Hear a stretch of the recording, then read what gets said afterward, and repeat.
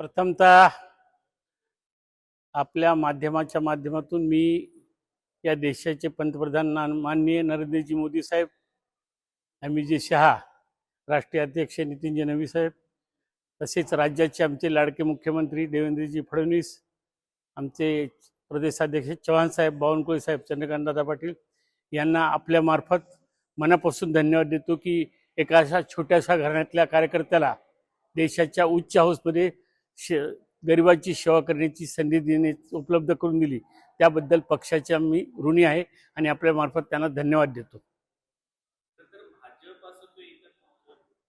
धनगर समाजाच्या आरक्षणाच्या संदर्भामध्ये सातत्यानं भूमिका समोर येतात, पण मात्र निर्णय येत नाही. तुम्ही धनगर समाजासाठी हा दिलासादायक आहे की तुम्ही इथं आलात पण आरक्षण मिळणार काही.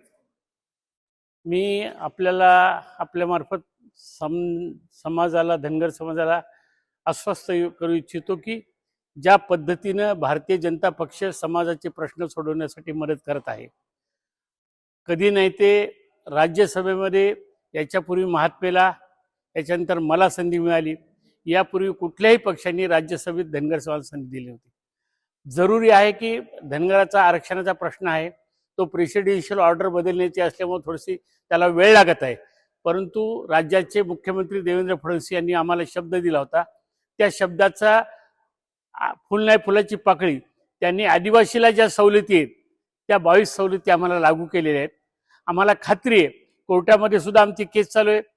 सरकारकडून ज्या काही ॲफिडेविट आमच्यासाठी आवश्यक असतात, जे आम्हाला उपयोगी आहेत ते सुद्धा दिले. आम्हाला ज्या पद्धतीनं भाजप मदत करत आहे त्या पद्धतीनं आदिवासींची नाराजी न ओढवता मधल्या मार्गाकडून आम्हाला आमचं आरक्षण मिळेल यावर आम्हाला भारतीय जनता पक्षाचा विश्वास आहे. सातत्यानं मागच्या दारांनाच राज्यसभा मिळतात, लोकसभा का मिळत, उमेदवारी का मिळत नाही तुमच्या समाजाला? उमेदवारी मिळण्याच्या निवडणुकीमध्ये काही निकष वेगळे आहेत. आपल्याला माहित आहे की आमच्या महाराष्ट्रामध्ये सध्या जातीय समीकरण जरांगे पाटलापासून बदलले आहे.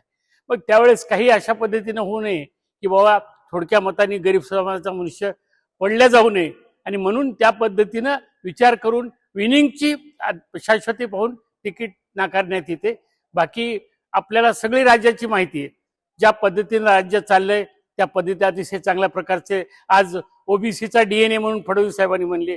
याचाच अर्थ की आम्हाला काही डावलण्याचा प्रयत्न होत नाही, परंतु निवडणुकीमध्ये सर्वच गोष्टी लागतात.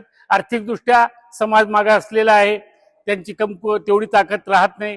आज निवडणुका कुठल्या प्रकारे चालल्या आपल्याला माहित आहे, आणि म्हणून या समाजाला प्रतिनिधित्व मिळालं पाहिजे या उद्देशानं हा केलेला प्रकार. आपल्याला आता राज्यसभेत निवडून समाजाचं प्रतिनिधित्व करतात. तुमच्या 6 वर्षामध्ये प्रमुख 3 गोष्टी तुम्हाला करायच्या असेल त्या कुठल्या असेल? प्रथमतः मी धनगर आरक्षणाचा प्रश्न कशा प्रकारे सोडवता येईल याच्यासाठी देशाच्या पंतप्रधानाला माननीय मुख्यमंत्र्यांच्या मार्फत साकडं घालणार आहे. मग अमित शहाजी असतील, केंद्रामध्ये आम्हाला जे प्रश्न सोडवायची आवश्यकता आहे हा प्रश्न प्राधान्याने सोडील. दुसरा प्रश्न मी आमच्या राज्यातील शेतकऱ्यांचा जो पाण्याचा इरिगेशनचा प्रश्न आहे, त्यांच्या मालाला भाव मिळण्यासाठी भाव तर सर्व देशात सारखे असतात, बदलता येत नाहीत, परंतु कृषी उद्योग धोरण आमच्या राज्यामध्ये त्या ठिकाणी राबवण्याच्या दृष्टिकोन प्रयत्न करीन. आणि या ठिकाणी औद्योगिक धोरण आमचं ज्या भागात मी राहतो मराठवाड्याला त्या ठिकाणचे सुशिक्षित बेकार मोठ्या प्रमाणात आहे, त्यांना काम मिळण्यासाठी जे काही मला करता येईल ते मी करीन. हे माझे 3 प्रकारचे आपल्यासमोर आपल्याला सांगतो की ह्या 3 गोष्टींना प्राधान्य देणार आहे.